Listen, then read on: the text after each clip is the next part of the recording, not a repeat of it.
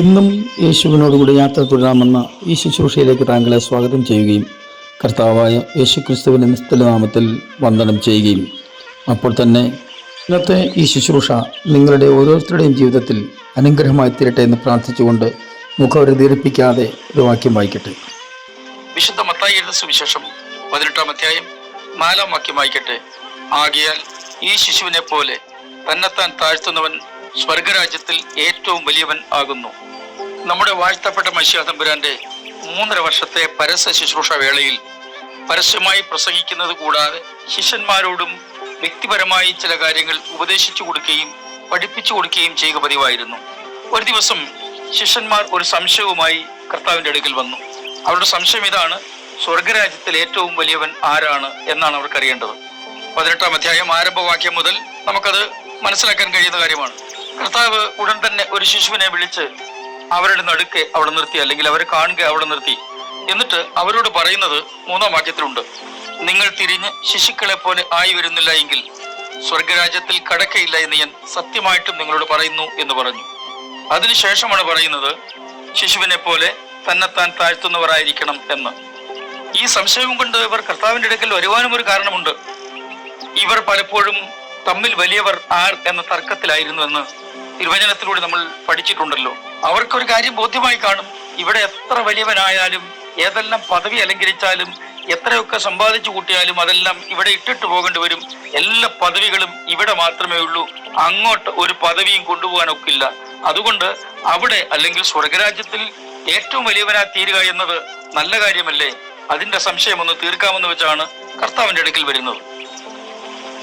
കർത്താവ് അവരോട് പറഞ്ഞതിന്റെ പിന്നിലും ഒരു കാര്യമുണ്ട്. അതായത്, സ്വർഗരാജ്യത്തിൽ വലിയവനാവുക എന്നത് നല്ല കാര്യം, പക്ഷേ സ്വർഗരാജ്യത്തിൽ എത്തണമല്ലോ, അതിനുള്ള വഴിയാണ് നിങ്ങൾ ആദ്യം അന്വേഷിക്കേണ്ടത്.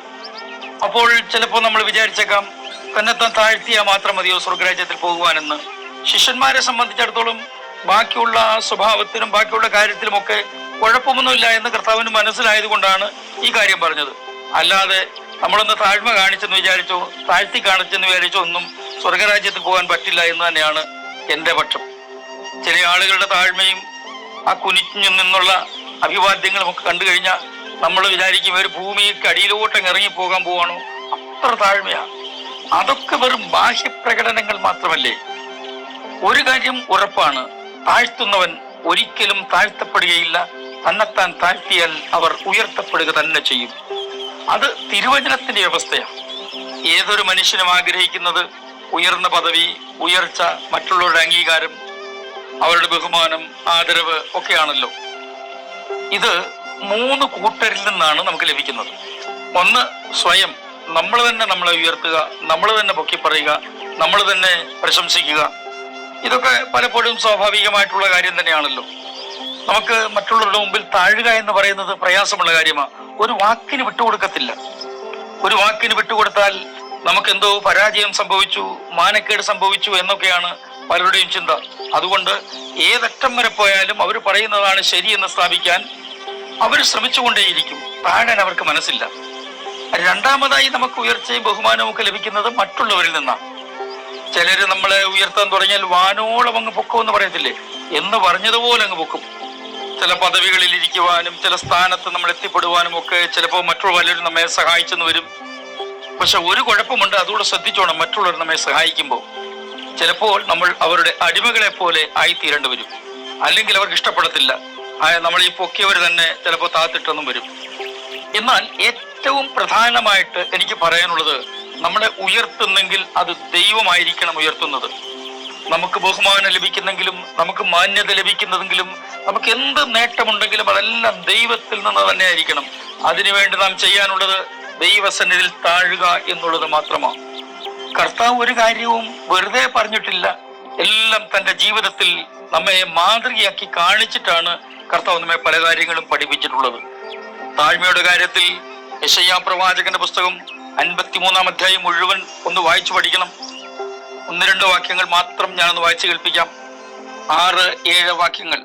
നാം എല്ലാവരും ആടുകളെ പോലെ തെറ്റിപ്പോയിരുന്നു, നാം ഓരോരുത്തരും താൻ്റെ വഴി തിരിഞ്ഞിരുന്നു. എന്നാൽ യഹോവ നമ്മുടെ എല്ലാവരുടെയും അകൃത്യം അവന്റെ മേൽ ചുമത്തി, തന്നെത്താൻ താഴ്ത്തി, വായെ തുറക്കാതിരുന്നിട്ടും അവൻ പീഡിപ്പിക്കപ്പെട്ടു. കൊല്ലുവാൻ കൊണ്ടുപോകുന്ന കുഞ്ഞാടിനെ പോലെയും രോമം കത്തിരിക്കുന്നവരുടെ മുമ്പാകെ മിണ്ടാതെ ഇരിക്കുന്ന ആടിനെ പോലെയും അവൻ വായ തുറക്കാതെയിരുന്നു.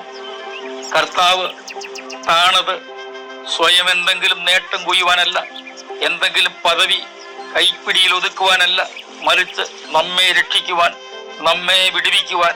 അത് മാത്രമായിരുന്നു കർത്താവിന്റെ ലക്ഷ്യം. ഹൃദയവേദനയോടെ അല്ലാതെ ഈ വാക്യങ്ങൾ, ഈ 53-ാം അധ്യായത്തിന്റെ 1-ാം വാക്യം മുതൽ നമുക്ക് വായിച്ചു തീർക്കാൻ കഴിയില്ല. ഫിലിപ്പ് ലേഖനത്തിൽ പൗലോസ് ശ്ലീഹ പറയുന്ന വാക്കുകളും ഏറ്റവും ശ്രദ്ധേയമാണ്.